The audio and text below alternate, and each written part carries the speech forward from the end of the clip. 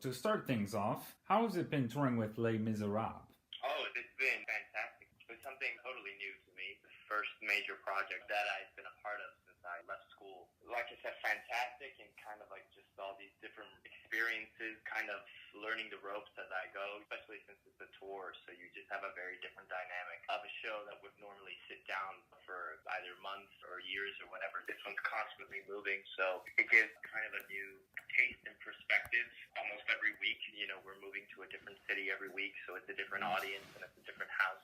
So I personally kind of love it because you never really settle and you're always kind of tweaking things here and there. So it always keeps the experience somewhat fresh and new. This whole experience has been like that. Just kind of something that I've been learning as I go, but totally and wonderfully great and just a blessing. This musical has been all around the world for over 30 years. How did you first discover it? I was always somewhat familiar with it. I never really heard the music growing up. I was born in Colombia and then basically came to New York and came from a very Latino family, so I didn't know what musicals were growing up. But I guess I had always known of the music because it's so iconic. So even if I didn't know the show, I knew the songs like Bring Him Home, One Day More, I Dreamed a Dream, all of the iconic songs of the show, I always knew of them. And then the first time that I actually ever got to see anything about the story was when it came out as a movie, the movie version. And I say a couple of years later, I managed to audition for this. So totally new perspective coming into this project. We should say that this production is a revamped staging that originally began as a 25th anniversary tour in 2010,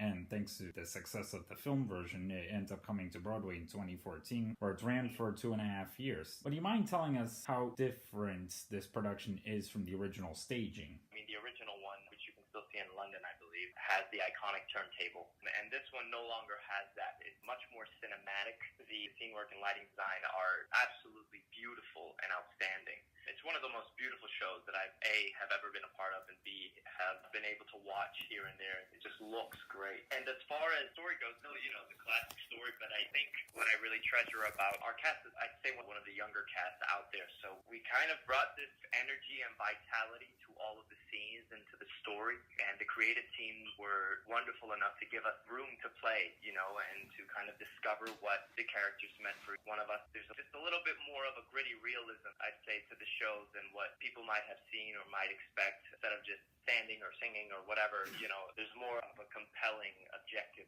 behind every single song, and there's a scene, and these characters are ultimately people, and that's what you want. The only added quality to that is that everything is sung, but even then the stakes are that much higher. I'm hesitant to say differences because the reason why the show has lasted for 30 plus years, is because of the fact that it has always been kind of a pulse of the cultural heartbeat of the world, especially this message that's behind the musical. But I think we at least found our own little meaning behind the show, and our own little nicks behind it. I'm really proud of that. In fact, we should talk about how, every year it almost seems that this timeless story has always been relevant for one reason or another. Why do you think the story of Les Miserables is relevant to today? I think ultimately because it tackles questions that I myself and that I see other projects and try and tackle basically questions that we have tried to answer since the beginning of our own awareness of our existence. It's a question of love, loyalty, forgiveness, compassion, good, evil, identity. It's questions that basically form our own stories, right? Form our own lives, and then form what type of impact we have on the world. There are things that everyone wants an answer for, and there are things that everyone wants ultimately to leave a positive effect, to be remembered as a quote-unquote, good person or an important one. And I think this show kind of does a beautiful job of showing that everything's not necessarily so black and white, and that the world is mostly gray, and that it's okay. You have characters that are completely staunch into the fact that they are the definition of law and good, and then you have characters like, Jean Valjean, that basically spend the majority of their lives trying to make up to that fact and find redemption. And then characters in between, that kind of shift back and forth and are not quite sure what choices they should make or what kind of person they want to be. So ultimately, I think this story, now, whether it was 30 years ago, today, or even 30 years from now, those questions will never die, and that hope will never die. the hope of becoming a better person, or the hope of finding love, or finding forgiveness, that will never die. That will inherently live forever, because that's what makes us human. I think that's why it's going to stick around for even longer. And in this current touring production, you play Marius, a role that has been played by so many different actors in the past, including men who've gone on to have successful careers like Hugh Panaro, who's become such a Broadway vet, Ray Walker, who's now with the North Carolina Theater Conservatory, Christian Topoulos, who's now enjoying a successful career in television, Josh Young, who would later make his Broadway debut in a Tony-nominated performance as Judas in Jesus Christ Superstar, Adam Jacobs, who would go on to originate the title role in Aladdin on Broadway and now on its tour, and Eddie Redmayne, who go on to become an Oscar-winning actor. So how do you make the role your own? You know, part of that is kind of trusting the fact that I am not any one of those guys. One side, that you tell yourself, okay, that's at least, let's say, like 30% of the work done.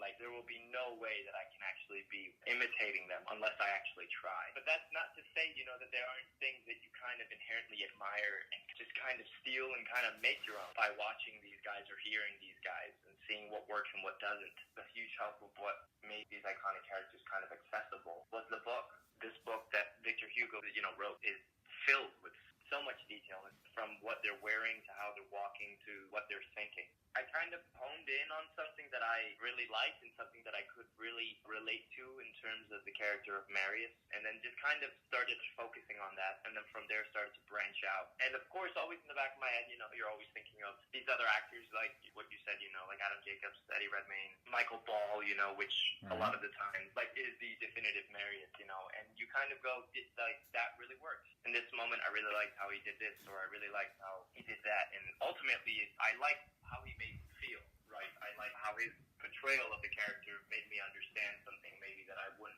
have understood before. So then it becomes a matter of not how can I copy that, it's more so how can I evoke the same type of response that I had. It's just more so of like, what's my version of that? It gets tricky, but you know, you figure it out. And your directors, Lawrence Connor and James Pell, they've been with Les Miserables for, I guess, years, even before they started directing the show themselves. How's it been working on the material with them? It's like a never-ending well of just knowledge, or more so just like a never-ending playground where you just find different tools and you bring in this idea and they go, yep, let's try that, and then you do it and then you go, maybe that worked, maybe that didn't, maybe we can tweak it. You would never think working with these guys that this show has been up for 30 years. I found myself asking questions that you ask yourself at a workshop for a new play. You expect to walk into these types of musicals that are so up with kind of something already set in stone. There are iconic moments in the show that you have to hit, but how you get there was totally wonderful. Both with James and Lawrence gave huge insights on the characters, but mostly they just kind of guided us and gently nudged us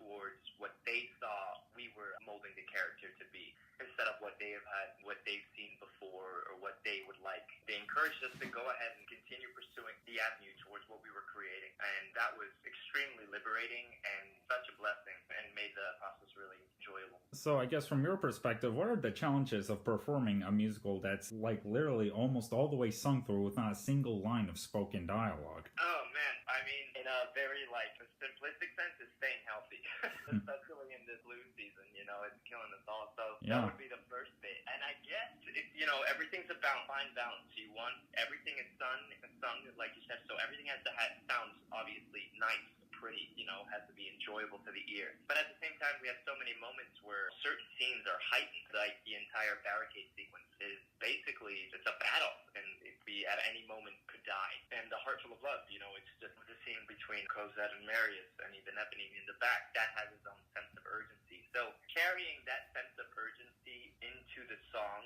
I'd say would be a tricky balance to have, because again, you want to sound great because it is a musical, but at the same time, you can't forget about the acting. You're trying to make real people, informed and kind of realistic decisions and choices. There's a sort of heightened sense that you have to have of like, I'm singing, hello, how are you? You have to trust the work that the audience goes along with you, and you can't be shy about it. You just have to attack it. You just have to go with it. And then the audience kind of, after let's say a couple minutes, and so all of a sudden trust the fact that you have them and that you're going to take them for this ride. And their ear, you know. It's not a lot of times where you literally have a show that's entirely sung, unless it's an opera. In this case, it's a musical. It's a challenge, but it's one that's so unique that it's pretty awesome. Speaking of flu season, I did see your co-ed Jillian Butler tweeted how she was getting through it earlier today.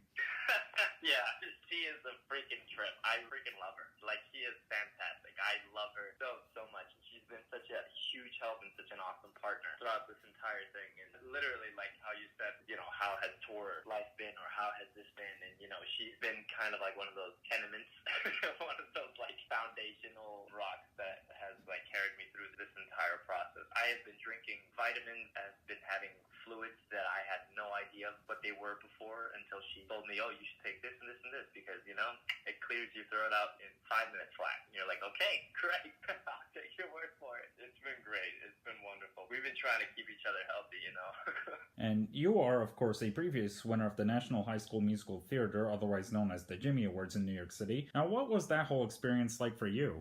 Oh, man. Well, long story short, I originally wasn't supposed to go. I was the runner-up, basically representing Florida.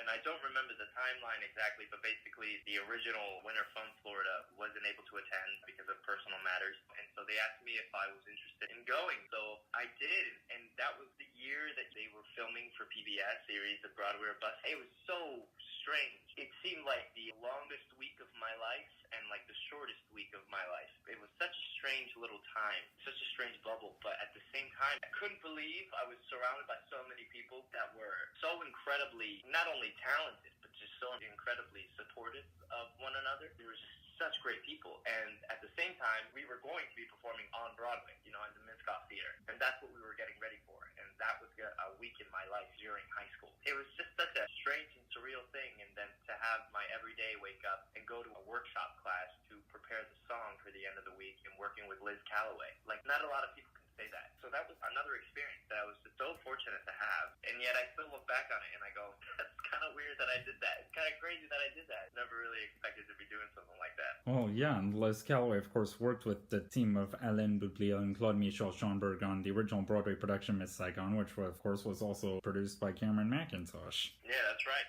That's right. The big man himself, yeah. When you're done with the tour, what are some dream roles you'd love to pursue in the future? Oh, man, I've always been awful in that question. I've always been so bad at that question because I think so far I stumbled upon these roles that I've been like, wow, I never knew that I wanted to do a role like this until I do it. And I've never really had to think about that. I've never really had to think about a dream role that I wanted to perform. I don't know how, but I've just been so blessed to stumble upon these roles and just go, this is a fantastic role. Like, I've been loving the roles that I've been able to do either in school or a couple of side, like a smaller project that I've done, and like this one, like Marius. What a beautifully challenging, complex, and yet such an iconic role for me to do within such an iconic musical. So, to be honest, I don't know. I've never really had a dream role before. Well, you probably have some time to think about that. Yeah.